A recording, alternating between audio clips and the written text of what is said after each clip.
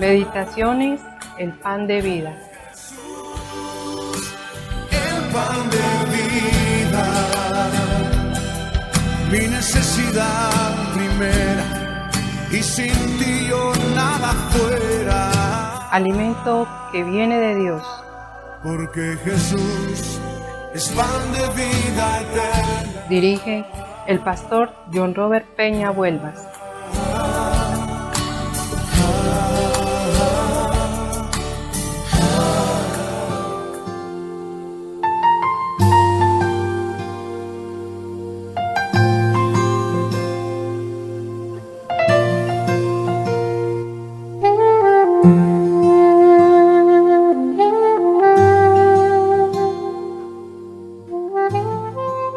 Hola, muy buenos días para todos. Dios les bendiga muchísimo. Les saluda el pastor John Robert Peña Vuelvas, dándoles la más cordial bienvenida a este espacio Meditaciones, el pan de vida, alimento que viene de Dios.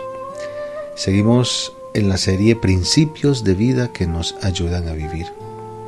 Y seguimos desarrollando más conocimiento y muchas más enseñanzas que la palabra de Dios tiene para nosotros.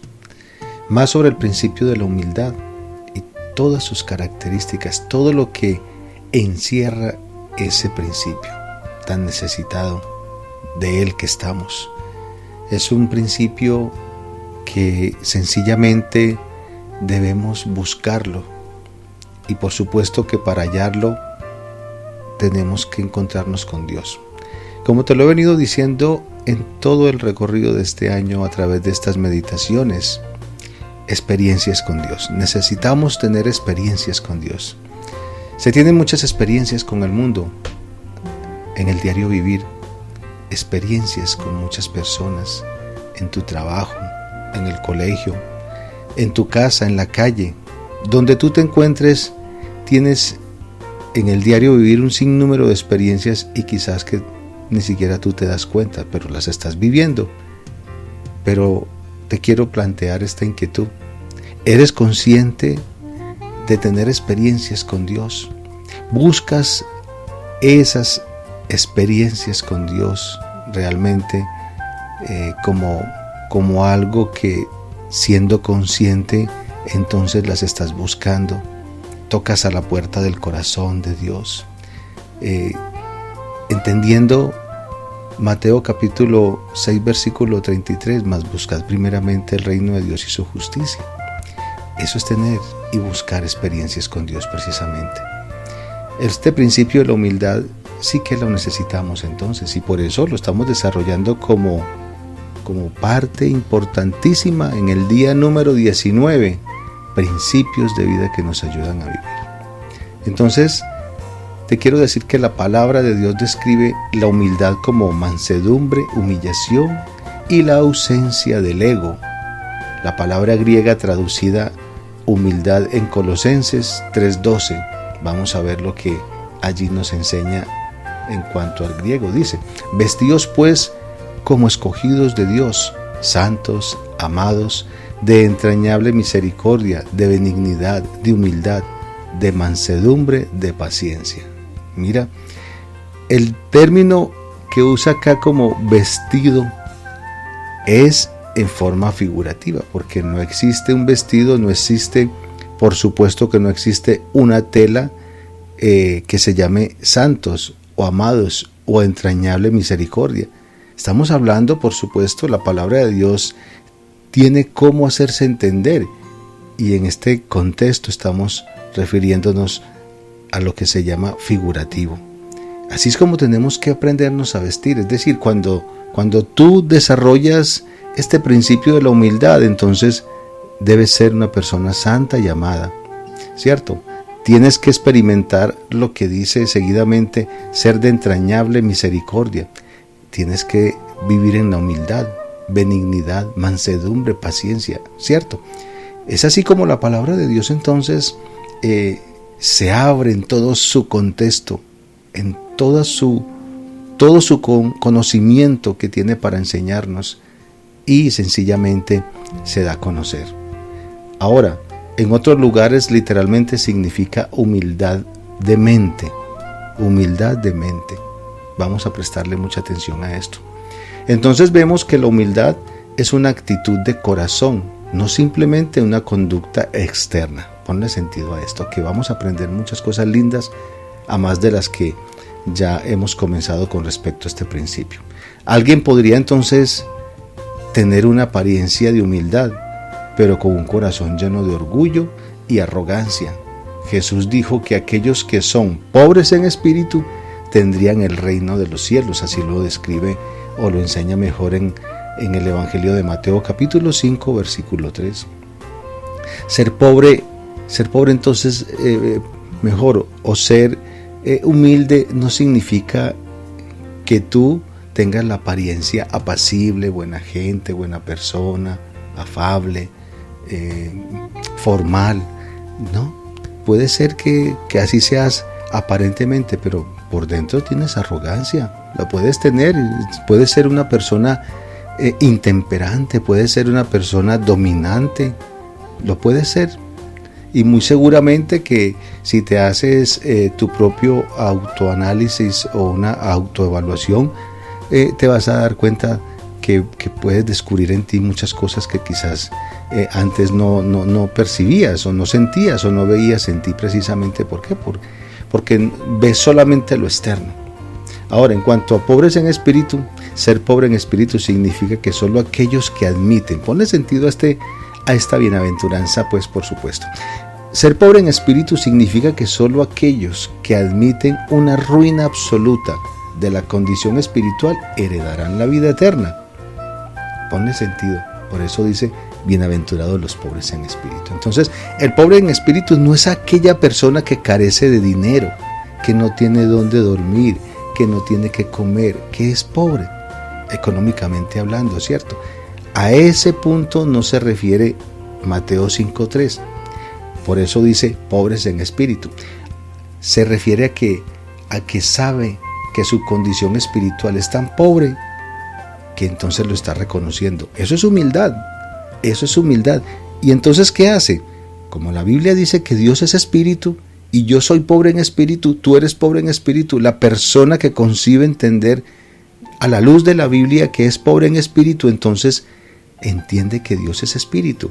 Y si carece de esa riqueza espiritual, entonces es porque no tiene nada de conocimiento de Dios y entonces busca a Dios.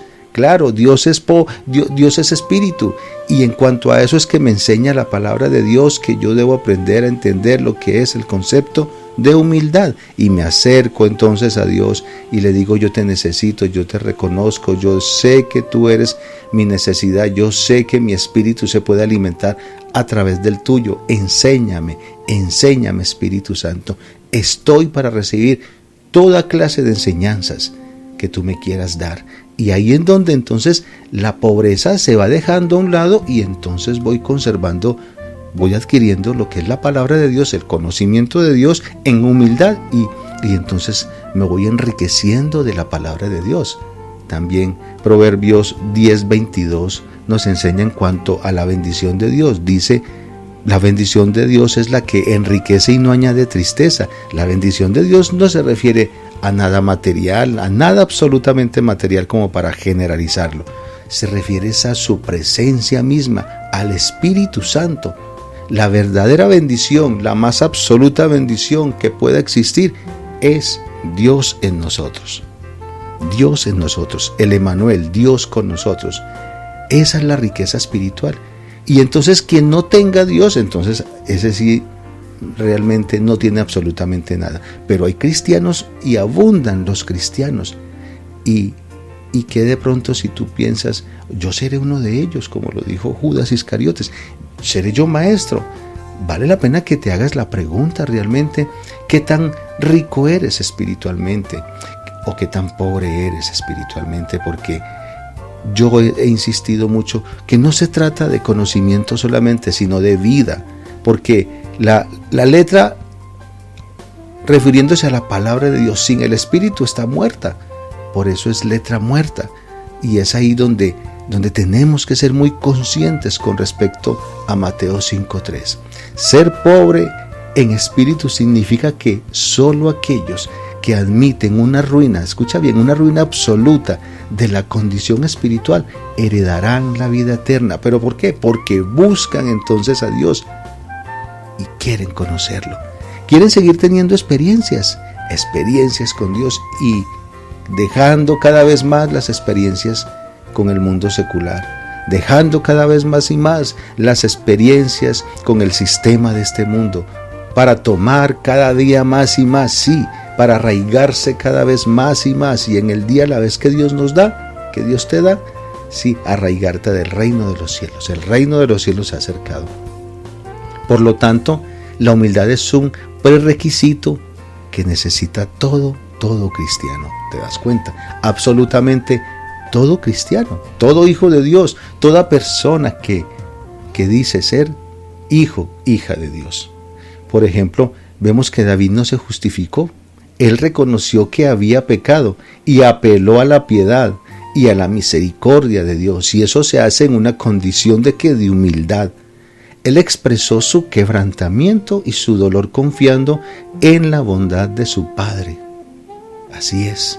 Su consuelo fluía de lo que sabía sobre Dios. Ponle sentido a esto. Es decir que David, cuando cometía un error, sabía, entendía que el consuelo de él era en Dios su Hacedor, en Dios su Todopoderoso. Repito, su consuelo fluía de lo que él sabía sobre Dios. Dios es justo y también es misericordioso. Él es piadoso, Él es perdonador. Esa era la confianza que David tenía. ¿Cuál es la tuya? ¿Cuál es tu confianza que tienes acerca de Dios? ¿Qué tanto le conoces? David le conocía. David, claro, él cometía errores y seguro tú lo sabes. Ahora, el saber que David cometió errores, y ahorita miremos y verá, y lo hemos visto también hacia atrás en el Salmo 51, por ejemplo, pero no tienes por qué buscar ese punto de partida como para justificarte diciendo, bueno, si David se equivocó, yo también me puedo equivocar. Y eso es un concepto errado. Eso es un concepto que realmente no podemos considerar. Todo lo contrario, sí, tú puedes observar a David, y si bien es cierto que te vas a sustentar o a pensar que si David se equivocó, tú también te puedes equivocar, pero déjame decirte, la misma palabra de Dios, y es el Dios mismo el que cataloga a David como uno conforme a su corazón. Así vivía David, conforme al corazón de Dios. Porque si vas a justificarte en lo uno, pues sencillamente tienes que aprender que David sabía arrepentirse de corazón. David sabía lo que significaba un verdadero arrepentimiento, porque él no volvía a cometer otra vez el pecado que había cometido. Él se arrepentía, él salía, él se iba y conducía realmente su vida enmarcada en Dios. Y por eso es que el mismo Dios lo dice: yo me levantaré uno conforme a mi corazón. Este hombre realmente me ama. Este hombre, independientemente de que peque, pero él se sabe acercar a mí porque él sabe que yo lo perdono y porque él sabe que él tiene que seguir adelante con su vida y que no se queda en una vida sucumbida en sus errores, en sus falencias, en sus debilidades, en sus ineptitudes, etcétera, etcétera. Nunca David sobó su pecado, nunca contempló el pecado, su debilidad, jamás se justificó. Todo lo que tú puedes ver en David, y te invito para que estudies en cuanto a los salmos, precisamente la vida de David y toda oración que David hacía así. Él la comenzaba y era en un momento de decadencia, en un momento de aflicción, de no estar bien, pero él comenzaba a decir: Señor, pero yo sé que tú me puedes levantar, yo sé que tú me puedes perdonar, yo sé que tú eres perdonador, en ti hay perdón para que sea reverenciado. David conocía muy bien también al Señor, y por eso es que este hombre se levantaba, porque Dios lo conocía y Dios también lo levantaba a él, entonces por la oración que él hacía tan sinceramente. Entonces esto era, su consuelo fluía de lo que sabía sobre Dios. Dios es justo y también es misericordioso, piadoso y perdonador. Esa era la confianza entonces que David tenía constantemente. Era un convencido era un convencido de la misericordia de Dios, de la piedad de Dios, del Dios perdonador, del Dios que reconcilia antes que condenar, antes que llevar realmente a una persona a la muerte. Como por darte un ejemplo, David tenía una confianza perfecta en Dios. Por ejemplo, David también entendió que el pecado no solo afecta a las demás personas, sino que también es una afrenta directa contra su Creador, contra su Dios. Y te invito para que meditemos en este Salmo 51, 3:4, del cual hemos hablado, ¿cierto? Salmo 51, 3:4. Y mira lo que dice David. Esto es maravilloso. Esto nos enseña realmente a que es allá donde tenemos que ir. Aprendiendo de David a través de la palabra de Dios, pues aquí está una enseñanza maravillosa. La tienes ahí en tus manos en estos momentos. Salmo 51, 3:4 dice: pues reconozco mis rebeliones, día y noche me persiguen. Contra ti y solo contra ti he pecado. He hecho lo que es malo ante tus ojos. Quedará demostrado que tienes razón en lo que dices y que tu juicio contra mí es justo. Maravilloso. Bendita sea la palabra de Dios. Yo te invito, siempre lo he hecho. Hoy te lo recalco y continuaré a través de estas meditaciones. Acércate a Dios, conoce a tu Creador, conoce a tu Dios, conoce a tu papá a través del Señor Jesucristo y entenderás esta maravillosa experiencia y tendrás realmente un material hermoso que es la palabra de Dios en tus manos para salir a flote independientemente de cuál sea tu aflicción, tu problema, tu enfermedad. Todo lo que te aflige, Dios te puede levantar. Y es así, sí, y es así es como debemos vernos nosotros también. Nuestra perspectiva es diferente y somos mucho más cuidadosos en todo lo que hacemos y en nuestro trato con todos los demás. Cuando nos damos cuenta de que nuestros pecados son ofensas directas contra Dios, a Él le duele el pecado. Nosotros lo ofendemos directamente a Él. No es a la persona, bien dice Efesios, no es contra carne ni sangre, sino contra principados, contra potestades, contra gobernadores, contra seres espirituales de maldad. No es sencillamente que tú peques contra alguien, directamente es con Dios, porque es un tema espiritual. Y en ese tema espiritual, pues realmente el diablo quiere que tú peques contra Dios, porque Él lo sabe que así es. Es ahí entonces que comenzamos a actuar con humildad cuando reconocemos como David: contra ti y solo contra ti he pecado. He hecho lo que es malo ante tus ojos.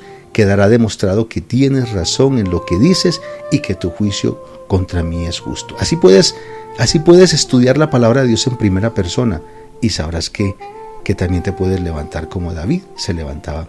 Entonces, al reconocer que solo Dios nos puede limpiar y que solo Él nos puede ayudar a vivir una vida recta, llena de amor y de perdón, debemos entender nuestra necesidad de Él y de su presencia y de la profunda transformación que solo Él nos puede dar. Mira qué maravilloso. Mira qué bendición es poder contar con la presencia de Dios, con su bendita palabra y poderla estudiar y entenderlo cada día más y más. Vamos a continuar. Mañana continuamos, por lo tanto te invito a que te acerques a Dios. Oremos. Hoy queremos darte toda la gloria a ti, Señor bendito. Y queremos decirte, queremos expresarte, Señor, la gratitud que sentimos, Señor bendito, ante ti por cada enseñanza que a día tú nos das. Díselo así, abre tu boca y díselo en tu oración con Dios. Hoy reconozco, Señor, que solamente en ti hay perdón. Solamente tú tienes, oh Dios de los cielos, la capacidad, porque el perdón viene de ti, no de un ser humano alguno. Solo el perdón es tuyo, Señor. Y aquí, oh Dios de los cielos, me acerco para aprender hoy más y cada día más de lo que me enseñas a través de David. La humildad que él tuvo para reconocer su pecado, y que pecó contra ti directamente, como yo también lo he hecho, y hoy te pido perdón, porque quiero cultivar este principio de la humildad. Bendito seas, Señor. Toda la gloria te pertenece. En Cristo Jesús. Amén. Qué bueno familia, seguir aprendiendo de Dios y de su palabra. Qué maravilloso es poder tener un material tan rico en sabiduría. Acércate a Dios, toma la palabra de Él, estúdiala, llévala a tu mente y a tu corazón y vivirás cerca de Dios y querrás realmente seguir transmitiéndole a todos aquellos tus experiencias con Dios.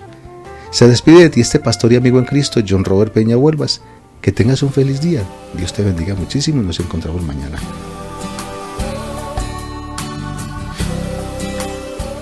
El pan de vida, alimento que viene de Dios.